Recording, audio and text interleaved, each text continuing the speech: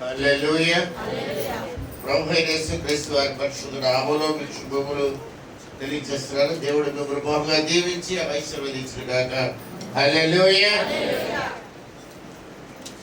ప్రభునందు ప్రియమైన దేవుని బిడ్డలారా, మనందరూ కూడా దేవుని సన్నిధిలో ప్రభు వాళ్ళని ఆహ్వానించుకున్నందుకు దేవునికి స్తుతి చెల్లించుకుంటున్నారు. మన మధ్యలో ఉన్న మన ప్రియులు బట్టి మన దేవునికి వందనాలు చెల్లించుకుంటున్నారు. దేవునికి స్తోత్రం కలుగును గాక. హల్లెలూయా.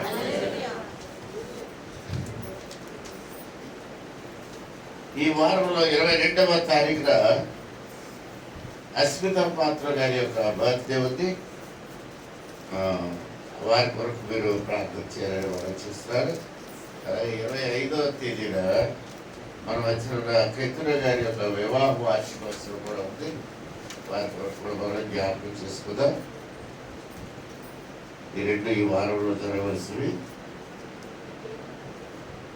వచ్చే శనివారం సాయంకాలం 6 గంటలకు మన విజయలక్ష్మి గారి ఇంటి దగ్గర, అలాగే శామ్యుల్ కుమారి వాళ్ళ ఇంటి దగ్గర ప్రార్థన కూడా జరుగుతుంది. మరి రేపటి నుంచి కూడా అంటే సోమ, మంగళ, బుధ, లక్ష్మీవారం, శుక్రవారం కూడా మందిరంలో సాయంత్రం 6 నుంచి 7 వరకు 1 గంట మాత్రమే ప్రభు యొక్క శిలువ ధ్యాన కూటాలు జరుగుతున్నాయి. దయచేసి వీళ్ళున్న వాళ్ళందరూ కూడా ఈ అవకాశాన్ని సద్వినియోగం చేసుకోండి. ఈ వారం అంతా కూడా జరిగితే శనివారం మాత్రం విజయలక్ష్మి గారి ఇంటి దగ్గర ప్రార్థన కూడా జరుగుతుంది. గుర్తుపెట్టుకోవడం మనం చేస్తున్నారు. వచ్చే ఆదివారం యేసు ప్రభు వారు యెరూషలేము జయప్రవేశం చేసిన దినంగా మనం పట్టణ ఆదివారంగా దాన్ని సెలబ్రేట్ చేసుకుంటాం. కనుక సండే స్కూల్ పిల్లలందరూ కూడా వీధుల్లో తిరిగి పాటలు పాడి, సండే స్కూల్ పిల్లలే కాదు పెద్దలు కూడా ఎవరైనా వెళ్ళాలనుకుంటే వెళ్ళచ్చు. మీకు కావాల్సిన వంటలు అవి కూడా బాగారాయ్ గారు మనకి సప్లై చేస్తారు. అవి సిద్ధపడి వచ్చే వారం మనం మంటలాదివారం చేసుకోవాలని మీకు తెలియపరుస్తారు. మంటలాదివారం నుంచి ఆ వారం దినాల్లో కూడా పరిశుద్ధ వారంగా మనం ఆచరిస్తాం. ఈ పరిశుద్ధ వారంలో కూడా దేవుని మందిరంలో ప్రతి సాయంకాలము ప్రత్యేకమైనటువంటి కూటాలు జరుగుతాయి. మరి మంగళవారం నుంచి శుక్రవారం వరకు జరిగిన ఈవెంట్స్ అంటే వరుసగా కూడా ఏం జరిగాయో అది ఆ వీక్లో తెలియపరచబడుతుంది. కనుక దయచేసి ఆ వారం కూడా మీరు సద్వినియోగపరచుకొని దేవుని సన్నిధిలో ఆయనకు సన్నిహితంగా ఎదగడానికి ఆ సమయాన్ని ఉపయోగించుకోవాలని మీకు మనవి చేస్తున్నారు. కాబట్టి ఈవెంట్స్ ఆ వీక్లో ఫాలో అయినవి వరుసగా చెప్పబడుతుంది. అంతేకాకుండా శుభ శుక్రవారం రోజుని 7 మాటలు యేసు ప్రభు వారు శిలువ మీద పలికిన 7 మాటలు ఎవరెవరైతే చెప్పాలని ఆశపడుతున్నారో వాళ్ళకి సంపూర్తిగా కూడా ఉండడానికి ఈ ఫ్యాషన్ వీక్లో ఆ 7 మాటల గురించి కూడా ఇంకొకసారి వివరించబడుతుంది. కాబట్టి మీరు తప్పకుండా ఫ్యాషన్ వీక్లో ఎవరు మిస్ అవ్వకుండా రావాలని మనం చేస్తున్నారు. ఈస్టర్ రోజు ఉదయాన్నే మామూలుగా మనకి ఆరాధన 10 గంటలు పెట్టుకుంటాం. ఆ రోజు ప్రత్యేకమైనటువంటి విందు భోజనం కూడా ఉంటుంది. కాబట్టి ఈస్టర్ రోజు విందు భోజనానికి కూడా సిద్ధపడాలి. ఇంకొక ముఖ్యమైన విషయం ఏంటంటే మన సంఘంలో చాలా మంది ప్రభువుని నమ్ముకున్న వాళ్ళు ఇంకా బాప్తిసం పొందలేదు. దయచేసి మరి మీరు బాప్తిసం పొందదలుచుకుంటే అది త్వరగా మీరు బాప్తిసం పొందడానికి సిద్ధపడమని మీకు మనం చేస్తున్నారు. ఒకవేళ బాప్తిసం పొందదలుచుకున్న వాళ్ళు ఉంటే వచ్చి ఆదివారం ఆదివారం రోజునే మీరు బాప్తిసం పొందినట్టయితే మీకు ఒక అడ్వాంటేజ్ ఉంది. ఏంటంటే లక్ష్మీవారం సాయంత్రం మనం భోజనంతో పాటు బలను ఇక్కడ ఆచరిస్తూ ఉన్నాం. దాన్ని మనం మహాబల కార్యక్రమం అంటాం. సంవత్సరానికి ఒక్కసారి జరుగుతుంది. అది కూడా శుభ శుక్రవారానికి ముందు రోజు రాత్రి మాత్రమే కేవలం బాప్తిసం పొందిన వాళ్ళు మాత్రమే అందులో అర్హులు. వాళ్ళు ఇక్కడ దేవుడి మందిరంలో మనం అందరం కలిసి ఆ రాత్రి భోజనం చేస్తాం. భోజనం అయిన పిమ్మట ప్రభు బలలో మనం ప్రవేశిస్తాం. కాబట్టి దేవుని ప్రియబిడ్డలారా, అది ఆ కార్యక్రమంలో మీరు ప్రభు బలం తీసుకోవడానికి మొదటిసారి ఇష్టపడ్డాడు ఎవరైనా ఉంటే వాళ్ళు వచ్చే ఆదివారమే, మట్ల ఆదివారం రోజునే బాప్తిసం తీసుకోగలిగితే లక్షవారం మహాబలలో పాల్పొక్కులు కలిగి ఉండొచ్చు. లేదనుకుంటే మళ్ళీ వచ్చే సంవత్సరం వరకు వాళ్ళు ఈ మహాబల కార్యక్రమం గురించి కనిపెట్టవలసి ఉంది. హల్లెలూయా. చాలా మంది ఉన్నారు, నేను రాసుకున్న వాళ్ళు కూడా చాలా మంది ఉన్నారు మన సంఘానికి చెందినటువంటి బిడ్డలు. మరి నా దగ్గర ఉన్న లిస్ట్ ప్రకారంగా మోర్ దెన్ 10 మంది పైన ఉన్నారు. మీరు ఎందుకో ఆలోచిస్తున్నారు. కాబట్టి దయచేసి ఇతరితర ఆ విచిత్రమైన ఆలోచనలు అవి మీ మనసులో పెట్టుకోకుండా బాప్తిసం తీసుకోవడానికి ఎవ్వరు కూడా వెనకాడవద్దని మీకు తెలియపరుస్తాను. ఎందుకంటే ఈ చివరి రోజుల్లో మనం ఉన్నాం. We are in the back end of the days. ఈ యుగ సమాప్తి ఏ క్షణంలోనే అయిపోవచ్చు. కాబట్టి మీరు కానీ ఇంకా వచ్చే సంవత్సరం తీసుకుందాం, వచ్చే వారం తీసుకుందాం బాప్తిసం అనుకుంటే ఈ లోగడ కడపూరం రోగి ప్రభు గారు మధ్యాకాశానికి వచ్చేస్తే మిమ్మల్ని రక్షించేవాడు ఎప్పుడూ ఉంటాడు. సో అవకాశం మీకు దాటిపోతుంది. ఆ తర్వాత మీరు ఎంత విచారించినా తిరిగి ఈ రక్షణ భాగ్యం, పరలోక భాగ్యం పొందలేరు. కాబట్టి ప్రియమైన దేవుని వింటున్నారా, నేను హెచ్చరిస్తున్నాను, జ్ఞాపకం పెట్టుకోండి. ఒక ఇదే మీకు లాస్ట్ హెచ్చరిక కూడా అయి ఉండొచ్చు. ఏ క్షణంలో అయినా సరే ప్రభు యేసుక్రీస్తు వారు వచ్చేసే సమయం ఆసన్నమైంది. మీకు ఎంతో టైం లేదు. కాబట్టి త్వరగా బాప్తిసం తీసుకోండి. ఇంకొక విషయం కూడా చెప్తున్నాను. మీరు బాప్తిసం తీసుకుంటే పెళ్ళి అవ్వదేమో, బాప్తిసం తీసుకుంటే ఉద్యోగం రాదేమో, బాప్తిసం తీసుకుంటే ఇంకేదో ఉంటుందేమో అని ఇలాంటి సైడ్ ఆలోచనలు ఎవరికైనా ఉంటే దయచేసి అవన్నీ పక్కన పెట్టేసి, మా అమ్మాయికి బాప్తిసం ఇస్తే పెళ్లి సంపాదనలు రావేమో అని మీరు అనుకుంటారేమో, అలాంటి అనుమానాలు ఏమీ పెట్టుకోవద్దు. ఒకవేళ మీద కొంతమందికి చెప్పకూడదు కానీ మనమే కాబట్టి చెప్పాల్సింది ఏంటంటే, ఒకవేళ మా క్యాస్ట్లో వచ్చేవాళ్ళు రారేమో అని మీకు డౌట్ దొరుకుతుందేమో. మా సంబంధం మా పిల్లలకి మా కులంలో వాళ్ళే మళ్ళీ మారుమనసుకుని క్రైస్తవులు ఇస్తే బాగుండాలని కూడా చాలా మంది అనుకుంటారు. ఉన్నమాటే కదా. అలాంటివి కూడా ఏవి మీరు పెట్టుకోవద్దు. ఇది పెళ్లికి సంబంధించింది కానీ, కులానికి సంబంధించింది కానీ, దేశానికి సంబంధించిన విషయం కాదు. ఇది పరలోక రాజ్యానికి సంబంధించిన విషయం.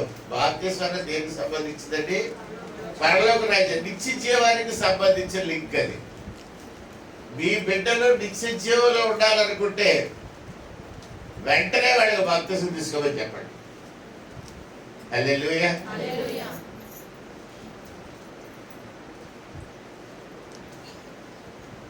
ఇక రెండో ఆలోచన మీరు పెట్టుకోవద్దు. రిజర్వేషన్ పోతుందేమో, ఇంకేదవుతుందేమో, గవర్నమెంట్ ఉద్యోగం రాదేమో, ఇలాంటివి ఏమి పెట్టుకోకండి. ఎందుకు నేను చెప్తున్నానంటే ఇవి చివరి గడియలు. ఇవి చివరి గడియలు. ఏ రిజర్వేషన్ గురించి మీరు ఆలోచించద్దు అసలు. ఆ రిజర్వేషన్ వస్తున్నారు లేకపోతే parliament, you will get a better reservation. ఎవరైతే ప్రభుత్వంలో రిజర్వేషన్ వదిలేసుకుంటారో ఏ ఒక్కడు కూడా నష్టపోలేదు. హల్లెలూయా. ఒక ఆయన లైఫ్ ఇన్సూరెన్స్ కార్పొరేషన్ లో పనిచేసేవాడు. ఆయన ప్రభు నమ్ముకున్నాడు. ఇక జస్ట్ పెద్ద ఆఫీసర్ అవుతాడనగా ఆయన మారుమనసు పొంది బాప్తిసం పొందాడు. దేవుడు ఆయనతో మాట్లాడాడు, నువ్వు ప్రమోషన్ తీసుకుని వెళ్ళకు, నువ్వు డిక్లేర్ చేసే నీకు అవసరం లేదనంటే ఆయన ఎల్ఐసిలో నేను యేసు ప్రభు నమ్ముకున్నా, నాకు ఈ షెడ్యూల్ కాస్ట్ రిజర్వేషన్ అవసరం లేదని డిక్లేర్ చేసి అందరూ తిట్టారు ఆయన్ని. ఏంటయ్యా ఇంత పెద్ద పుష్టికి వెళ్తున్నావు, మంచి ఉద్యోగం, మంచి జీతం, అన్నీ బాగుంటాయి కదా, ఎందుకు మారేస్తున్నావు అంటే ఏమన్నాడు, మా దేవుడు ఉందన్నాడు.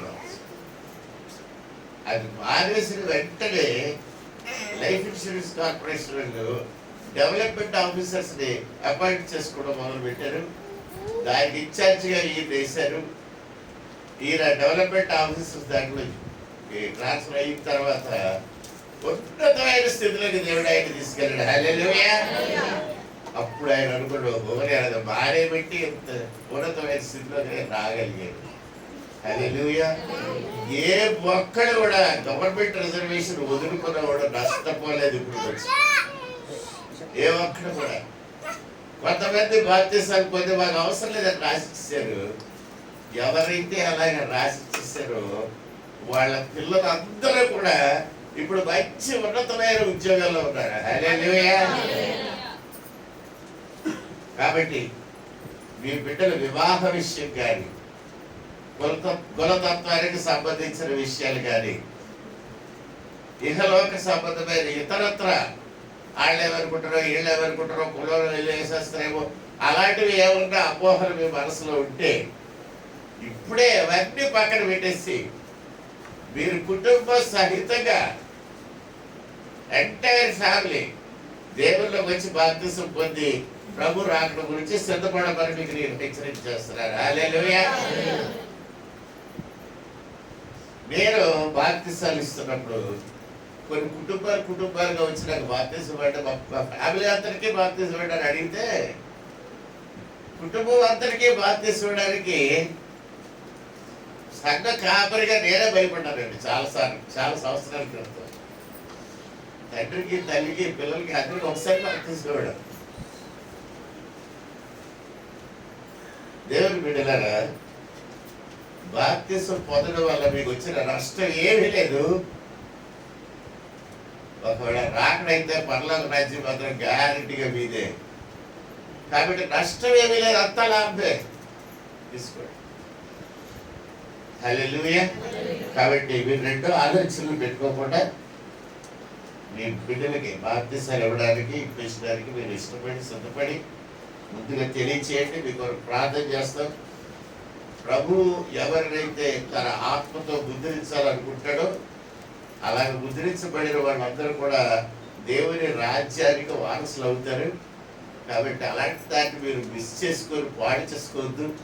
ఇక్కడికి వచ్చి ఏదో కొంత సమయం గడిపేసి వెళ్ళిపోవడం ఇంపార్టెంట్ కాదు, కానీ దేవుని రాజ్య వారసులు మీరు అవ్వాలనే ఉద్దేశంతో ఈ విషయాలు మీకు చెప్తున్నారు. మీకు అన్ని కన్సెషన్స్ వచ్చేసాయి. నా చిన్నతనంలో నాకు బాప్తిసం కావాలని నేను వెళ్తే పాస్టర్ గారు 6 నెలలు రెగ్యులర్గా చర్చకు వస్తే గారు బాప్తిసం పోమన్నారు. 6 నెలలు అయిన తర్వాత వారం రోజులు వరుసగా క్లాస్ పెట్టారు. ఆ క్లాసులకు వారం రోజులు అటెండ్ అయిన వాళ్ళకే బాప్తిసాలు ఇచ్చారు. ఆ తర్వాత వారం రోజులు అయిన తర్వాత సంఘ పెద్దలు మమ్మల్ని పరీక్షించారు, మాకు విశ్వాసం సరిపోతా లేదా అని. అలా పరీక్షించిన తర్వాత మాకు బాప్తిసం ఇచ్చారు. మీ దగ్గరికి వచ్చేసరికి క్లాసులు లేవు, పరీక్షలు పెట్టడాలు లేవు, లేదంటే ఏమి అడగట్లేదు, బాప్తిసం తీసుకోండి ఫ్రీగా అంటారు. కాబట్టి దేవుడు మీకు మంచి అవకాశం ఇచ్చాడు. Don't lose that opportunity. ఇప్పుడు బాప్తిసం తీసుకోవడం మానేసి తర్వాత పరలోక రాజ్యం పోయిన తర్వాత మీరు ఎంత విచారించినా అది తిరిగి మీకు రాదని దేవుడు వాక్య సెలవిస్తాడు. యేషావు ఒక పూట కూటి కొరకు తన జ్యేష్ఠత్వాన్ని అభ్యసుకుని ఆ తర్వాత ఎంత ప్రాధేయపడినా ఎంత పాకులాడినా అది తిరిగి అతను పొందలేకపోయాడని దేవుడు వాక్యం సెలవిస్తుంది యాకోబు పత్రికలో. కాబట్టి గుర్తుపెట్టుకోండి, ఇప్పుడు మీకు అవకాశం ఉంది, బాప్తిసం ఇస్తున్నావు. వచ్చే సంవత్సరం ఈ అవకాశం మీకు ఉంటుందో లేదో నేను గ్యారెంటీ చెప్పలేదు. అది కూడా గుర్తుపెట్టుకోండి. ఇంకొక విషయం కూడా ఉంది, అది కూడా చెప్తారు, చెప్పకూడదు కానీ అయినా చెప్తాను. ఒక ఆయన వచ్చాడు సడన్ గా బాప్తిసం ఇవ్వబడి సార్ నాకని. నేను ఆ రోజు చాలా మందికి బాప్తిసాలు ఇస్తున్నాను. దగ్గర 27 మందికి బాప్తిసాలు ఇస్తున్నావు ఆ రోజుని. అందులో ఒక ఆయన వచ్చి 28వ నాకు కూడా బాప్తిసం ఇవ్వమని అడిగాడు. ఎందుకు ఆయన ఏమనుకున్నాడో దేవుడు చెప్పాడు ఉద్యోగం తెలుసు. దేవుడు చెప్పలేదు కానీ నాకు వారసుగా కనిపించింది. ఇప్పుడు వీడు కాదు ఏమంటే మీకు నెక్స్ట్ బ్యాచ్లు ఇస్తాం, ఇప్పుడు ఇవ్వలేరు బాప్తిసం అని చెప్పి ఆయన అలాగే అంటే అన్నాడు. వెళ్ళిపోయాడు నా దగ్గర నుంచి. కానీ ఆ సంఘ ప్రెసిడెంట్ గారిని పట్టుకున్నాడు. ప్రెసిడెంట్ గారు వెళ్ళిగా నా దగ్గరికి వచ్చి ఏమంటే ఈయన కూడా ఇచ్చేయండి అని చెప్పి రికమెండేషన్ బ్యాక్ అవ్వదు. కానీ ఆ ప్రెసిడెంట్ గారితో చెప్పాను, కానీ ఆల్రెడీ ఆయన చెప్పారండి ఇవ్వట్లేదు, ఇవ్వరు బాప్తిసం అని. మళ్ళీ ఇంకా సంఘ పెద్దలు పట్టుకొచ్చాడు. రికమెండేషన్ మీద రికమెండేషన్ పెడుతున్నాడు. నేను చెప్పాను, మేబీ చల్లబట్టే నేను చెయ్యను, ఇవ్వను, నాకు ప్రభువు చెప్తే కానీ నేను బాప్తిసం ఇవ్వరు అని చెప్పి మాత్రం చాలా విచారించాడు, ఏడ్చాడు. ఏడ్చినా సరే ఎందుకో కానీ నాకు ఇవ్వదేలే. ఆ తర్వాత కొంతమందికి బాప్తిసం ఇచ్చేసిన తర్వాత అప్పుడు దేవుడు నాతో మాట్లాడాడు, అతను కూడా ఇచ్చేవాడు. సరే అతను కూడా ఇచ్చేసారు. ఆఖరి లాస్ట్లో 28వ బాప్తిసం ఇచ్చేసారు. ఇచ్చేసరికి కొద్ది కాలానికి 2-3 వారాలకి నాకు కబురు వచ్చింది ఏంటంటే ఆయన చనిపోయాడు. అప్పుడు అనుకున్నాను, ఎందుకంటే ఇతను ఎంత పట్టుదలగా బాప్తిసం కోసం ఎందుకు అంత తాపత్రయపడ్డాడంటే అతని మరణ దినం దగ్గరికి వచ్చిందని అతనికి అర్థమైపోయింది.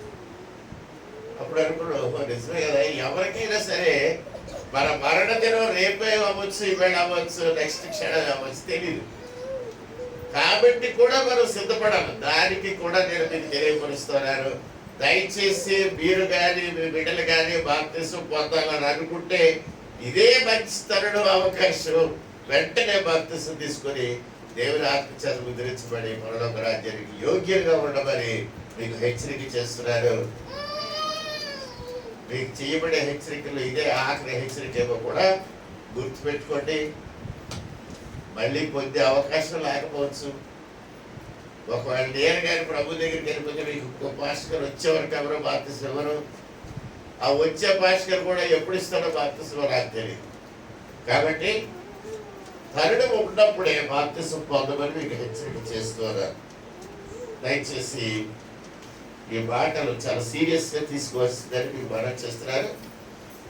వ్యక్తిగతంగా కూడా ఎంతమంది పేర్లు అయితే నా దగ్గర ఉన్నాయో నేను మీకు తెలియచేస్తాను, మీతో మాట్లాడతాను. You are right time for you to get baptised. Already దేవుడు చూపిస్తున్నారు, నా దగ్గర లిస్ట్ ఉంది. లిస్ట్ ప్రకారం మీతో వ్యక్తిగతంగా నేను మాట్లాడతాను. కాబట్టి మీరు కూడా సిద్ధపడవలసిందిగా మనం చేస్తున్నారు. హల్లెలూయా. లేచి నిలబడదామంటే ఒకసారి. పఠింప శ్రేష్ఠ గ్రంథము బైబిల్, పఠింప శ్రేష్ఠ గ్రంథము బైబిల్, అనుదినం పఠించిన ప్రేమ తోడు నడుపుడు.